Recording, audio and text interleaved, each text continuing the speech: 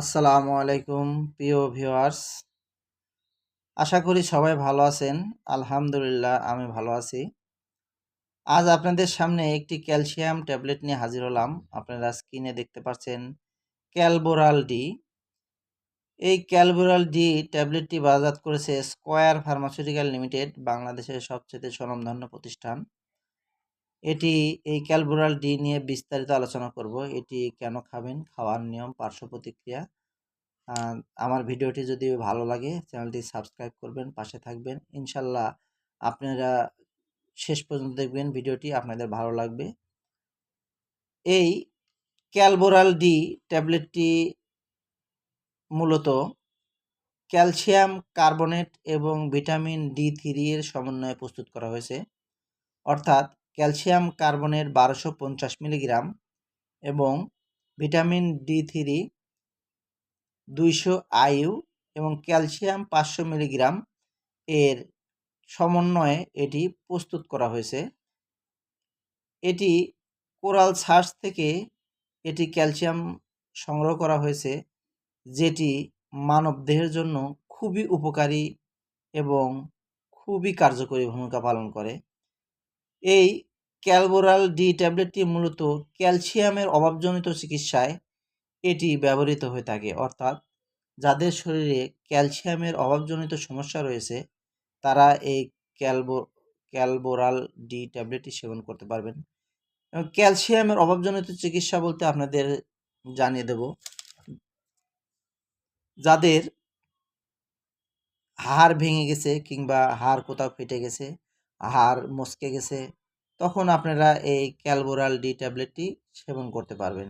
এছাড়া ক্যালসিয়ামের অভাবজনিত চিকিৎসায় জয়েন্ট পেন, মাজা কোমরে ব্যথা, শরীরে গিরায় গিরায় ব্যথা হলে আপনারা এই ক্যালবোরাল ডি ট্যাবলেটটি সেবন করতে পারবেন। এছাড়া গর্ভাবস্থায় এবং স্তন্যদানকালে গর্ভের শিশুর সঠিক বৃদ্ধি এবং সুস্বাস্থ্য রক্ষায় মা এবং গর্ভের শিশু সুস্থতার জন্য এই ক্যালবোরাল ডি ট্যাবলেটটি সেবন করতে পারবে। এছাড়া যারা বুকের দুধ পান করাচ্ছেন, বাচ্চাদের বুকের দুধ পান করাচ্ছেন, তাদের দুধের বৃদ্ধির জন্য এবং সন্তানের সুস্থতার জন্য এটি সেবন করতে পারবেন।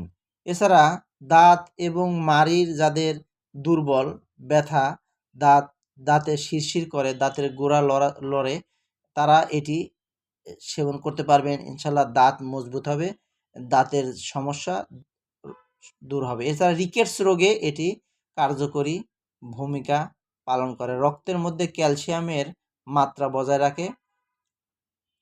এটি প্রাপ্তবয়স্ক এবং বৃদ্ধরা খেতে পারবে। আপনাদের বাসায় যে সকল বৃদ্ধ বাবা মা রয়েছে তারা এই ক্যালবোরাল ডি ট্যাবলেটটি তাদের জন্য খুবই উপকারী এবং ভালো।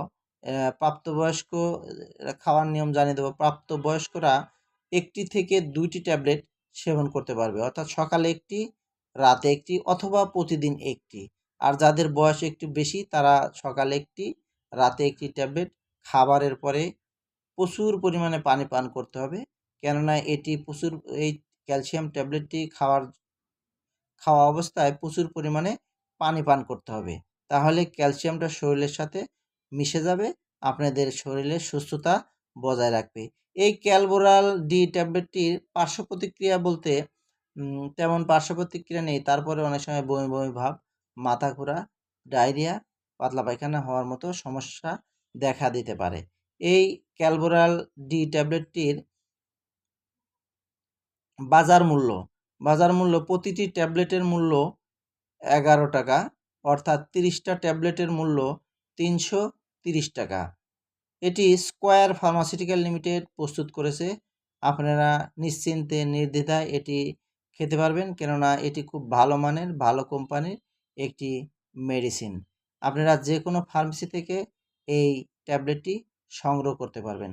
আপনাদের ট্যাবলেটটি ক্রয় করার পূর্বে এই আপনারা এই স্কয়ারের সিল দেখে কিনবেন। স্কয়ার ফার্মাসিউটিক্যাল লেখা আছে, দেখেন স্কয়ার ফার্মাসিউটিক্যাল লিমিটেড লেখা আছে।